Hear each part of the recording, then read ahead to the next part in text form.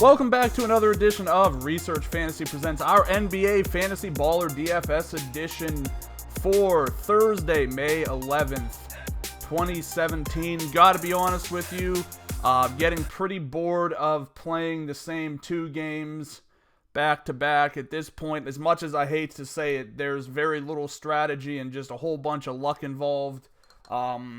And that's not to say I've been losing.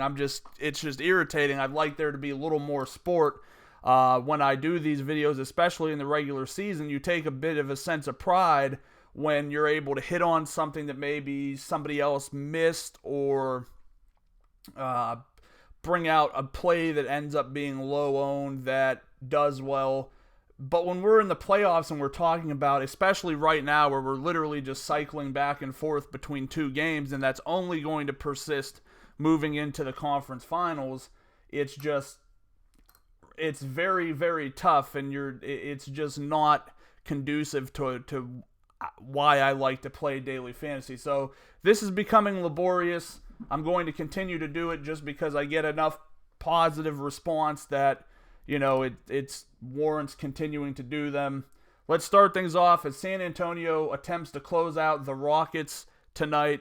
This is going to be an interesting one. Kawhi Leonard is questionable, but he insists that he is going to play, so he definitely strikes me as a type of guy that is going to do what he says. But you have to be a little bit concerned, especially considering that he was held out down the stretch on Tuesday night. But as long as he's playing, he's going to be a premier option.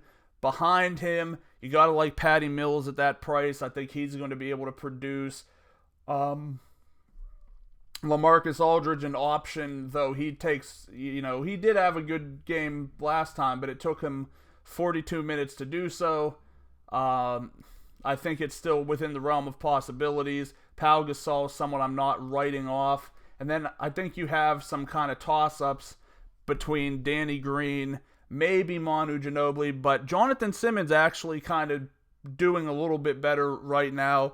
His price is pretty cheap, so I don't mind using him at all. Moving on to the Rockets, James Harden, anytime you're ready to come out and have a big game, you can. He's had a lot of points, but he has yet to put together one of those MVP quality performances, I believe, in this series. And with the playoffs on the line, he's going to need to really bust out. I guess he had 33, 10, and 10 last time. That was being a little bit harsh.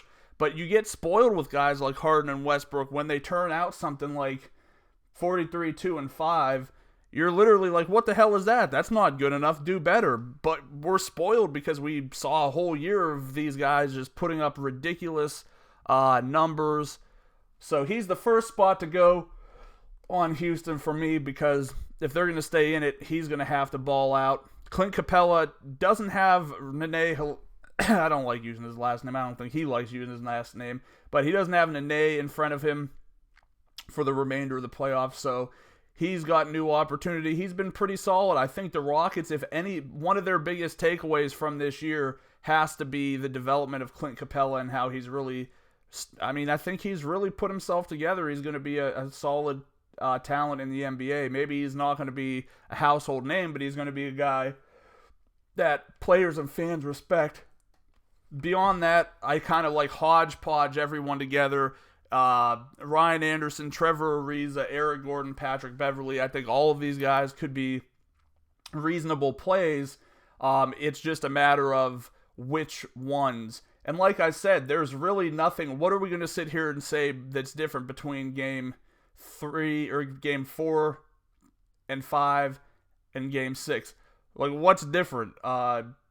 Maybe Kawhi Leonard's a little more hobbly, so you can bump somebody up. But I'm just trying to say, like, if Patrick Beverley outperforms Trevor Ariza on a point per dollar basis tonight, it's probably going to be out of randomness. It's probably not going to be because I saw this come. That's just my take on it. I think at this point in the playoffs, running one lineup is probably not a good idea because there's way too much variance. You'd think it'd be less with, 4 teams on the slate. But anyone who's done this for a while will tell you, and anyone who's watched the NBA for a while will tell you that playoff basketball is not the same kind of basketball as you see in the regular season. I would prefer just throwing all these guys into the pot, doing what I have to do to get some exposure to all of them, and move on. Boston heads to Washington on Friday to take on the Wizards, try to close them out. I think this stat's been floating around quite a while, but I'll still mention it. It's now 9 games this year between these two teams where the home team has won the game. So if that remains consistent, this series will persist until Sunday, I think. But, you know, Boston side of things, Avery Bradley had a big explosion. I view Avery Bradley basically the same way I view Markieff Morris, is that I'm just fine with being on the wrong side of them when they do have a big game. And just looking at things, he had about a 37 fantasy point game on FanDuel, probably closer to 40 on DraftKings. But it's just that he's going to be a guy that's in my pool, but he's going to be on the lower ownership tier of things. I still prefer Isaiah Thomas. I still prefer Al Horford. Their games are more well-refined. Crowder seems to be able to do more in terms of an overall stat line. And even though Terry Rozier didn't do well, I'm still willing to go back to the well there. Marcus Smart ticking up a little bit too. Don't mind him. I think we could safely fade Amir Johnson. All right, Wizards side of the ball. John Wall, 100%. He's going to be in just about everything I do. Home court, got to keep the team in the playoffs. I'm a big believer in that. Superstars show out when they have to, when they're pressed to it, and that's exactly where Wall's at tonight. Outside of that, again, this team is a lot like, Houston in a lot of ways. Otto Porter, probably your best bet on a point per dollar basis. Marcin Gortat, his price has fallen. Didn't get it done this time. I think he could get it done next time. Hopefully he can get it done next time. He's a guy I'll have a pretty good amount of exposure to.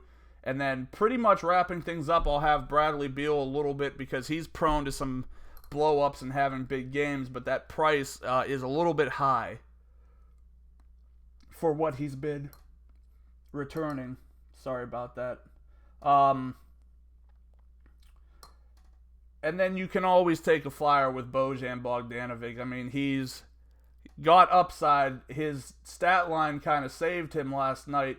6 points, a steal, 4 assists, 6 rebounds. You don't usually see that much in the terms of rebounds and assists, especially not assists because he's the shooter of the group. But I think you could probably get by punting with him if you absolutely need be. All right. I can't wait until late October. I know I'm getting ahead of myself. We're talking 5 months from now, which is really depressing to say out loud. But I'll be much more satisfied when this thing comes back full circle and we could talk about full slates of basketball with more than 2 games on them. Thanks for listening. Make sure to subscribe to our YouTube channel below. Head over to researchfantasy.com to sign up for our NBA mailing list. Like us on Facebook. Follow us on Twitter at Research and Win. And join us again tomorrow.